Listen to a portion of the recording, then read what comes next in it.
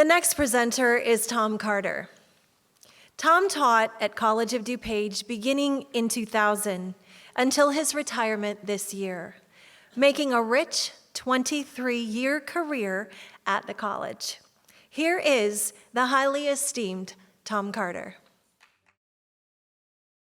I would be hard-pressed to think of a young alumnus more deserving of this award than Miss Josie Suter. I worked pretty closely with Josie when she was here on campus, and I can say both as a scholar and as a leader, she was truly exceptional. When I first met Josie, she was a student in my honors physics class, and as I said, she was very impressive. I will say she had a habit of slipping into class about 5 to 10 minutes late on a pretty regular basis, but it was an 8 a.m. class, so I think we're going to cut her some slack there. But it was in her role as a leader that I really saw Josie's strengths. She was the president of the college's Engineering and Technology Club, and I came in as the advisor in the middle of the term. Josie had been in her role as the president for a while before I came in the situation. And I distinctly remember the very first meeting I was there that Josie stood up and said that a problem that had been a problem at last week's meeting was no longer a problem now, because Josie had walked down, personally spoken with the college's president, and worked the whole problem out. So between the president of the engineering club and the president of the college, we fixed the situation. And this is not the last time I saw Josie take a problem and see it through a positive end. She was concerned about the education of homeschool students, and so she led the way in creating a one-weekend course where, under the leadership of the college's engineering students, the homeschool students completed hands-on projects using the college's lab equipment. And she continued her outreach efforts when she was down in Urbana designing supportive equipment for people with disabilities. Her work here at the college won her the Student Leadership of the Year award, and she won a second award down at Urbana. I will say that it's not surprising to me, given her concern about improving the world and her skills as an engineer, that she wound up working for the EarthSense startup engineering company. This company is doing some very clever and innovative robotics work in support of renewable agriculture. As a student leader, as an outstanding scholar, and a very creative engineer, I think Josie Suter has shown herself to be impressive over and over and over again. I think I speak for the entire college when I say how proud we are to have her as an alumnus and to present her this award.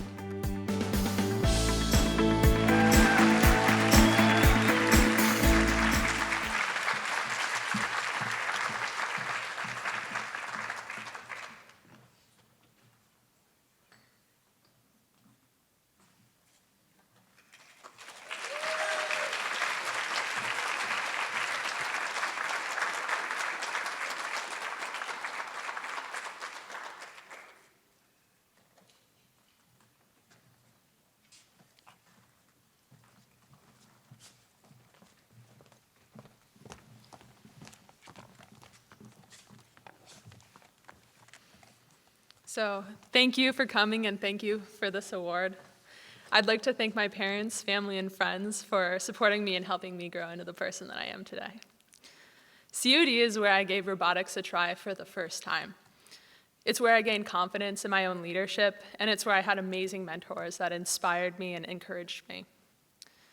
The Engineering Pathways program lured out a focus and a discipline that I didn't even know that I had.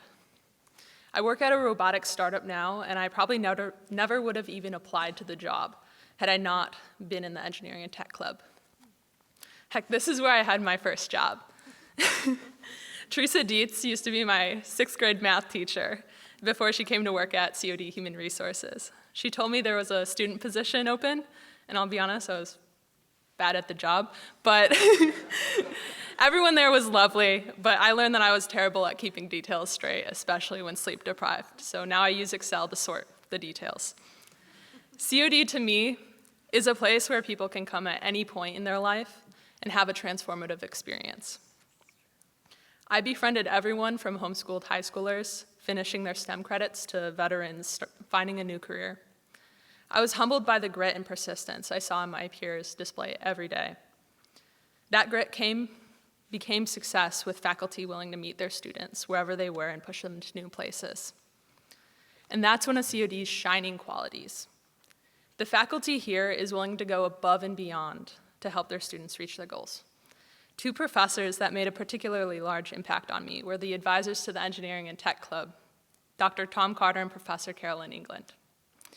If you gave Dr. Carter a challenge in an uncharted territory, he would probably be able to figure it out if you gave him enough time.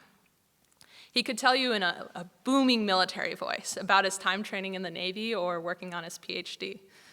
He found that if he struggled with something at first, he could succeed if he just kept chugging along.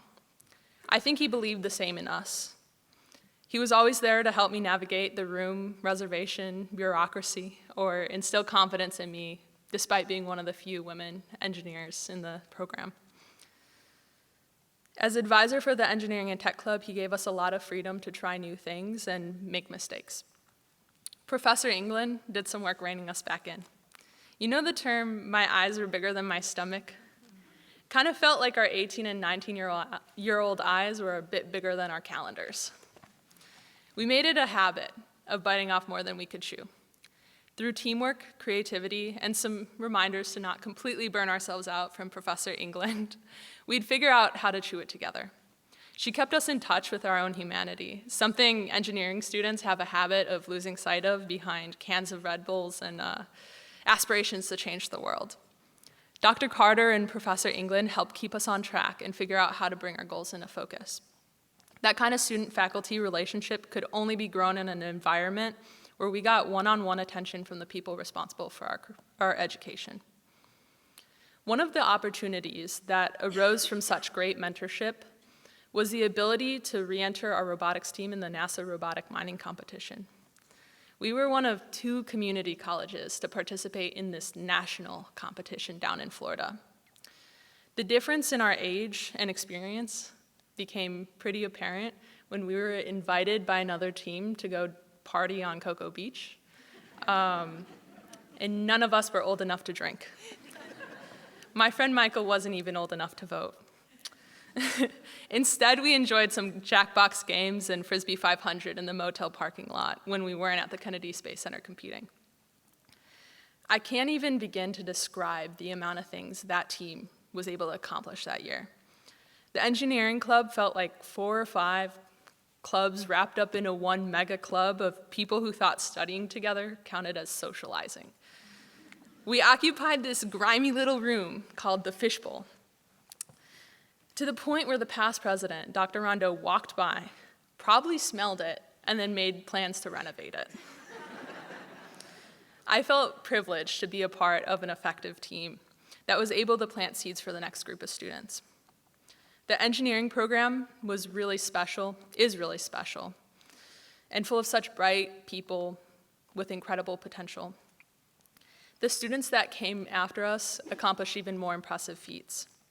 It speaks to the environment the school provides and the support it's willing to give people just starting their educational journey. I'm proud to be a part of it. I'm so grateful that this institution exists for people like me and for people not like me. Community college is inherently inclusive, and COD does an amazing job at providing high-quality education for anybody that comes to seek it.